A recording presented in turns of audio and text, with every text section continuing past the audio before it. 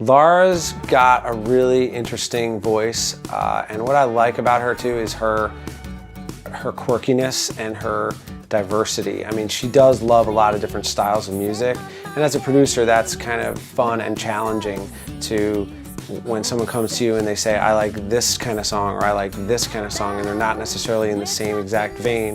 You know, that's challenging for someone like myself to fashion a song in those styles and have it work with her voice. We're trapped in the sound, happiness is drowned. The things about Laura that are exciting are also challenging because you're constantly, she changes her mind here and there, and you know, it's with any artist trying to find a sound and a defined sound. That's your biggest challenge.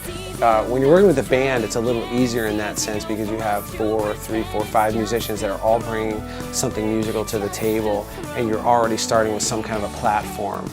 When you're working with a solo artist, any solo artist, where do you start? I mean, are you doing live drums? Are you doing programmed drums? Are you doing heavy synths, or is it more electric guitars?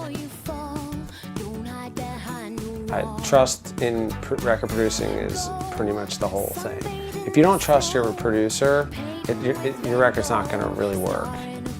People know what a director of a film does, and I think it's pretty much, you know, the producer for music is the director of the film. That person drives the boat, they're responsible, they're overseeing the entire thing, you know, from every aspect of the production. So you have to trust that person, or otherwise, what are you doing? It's a push and pull, you know. It always is. Every artist. Sometimes a song takes you over here, and I always try to go with the song. Where is the song taking us? What does it want us to do? I know we said we were going to do this, but that doesn't seem to be working, so we got to follow this. And then sometimes you're over here, and you got to figure out a way to get back on the path. Laura as a writer is another interesting one, and that's what makes her special. You know, she's quirky, she's shy, and sometimes, you know, that's part of my job as well. Pull things out of her that she never would want to say to anyone. You know, writing music is a very personal experience, especially co-writing music. You're kind of letting people into your own little worlds.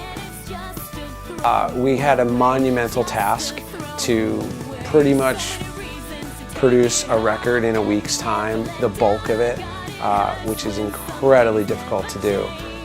But what we've done is we did a lot of pre-production, a lot of working with the songs before we even set foot in the studio, writing, arranging, pre-production, working with the drummer and bass player, with Mark and John and Jarrett, and we all kind of sat around and went through songs, and it's been incredibly helpful, and we're speeding through a lot of this stuff now.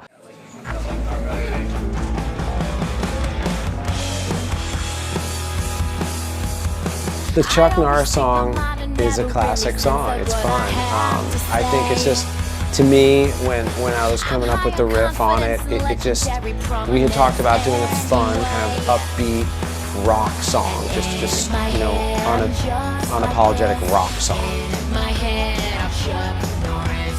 And the Chuck Norris line, I don't even remember how that came out, but it came out kind of funny, and we weren't sure what to title the song, and I think my wife actually said you should call it Chuck Norris, and we were both like, yeah.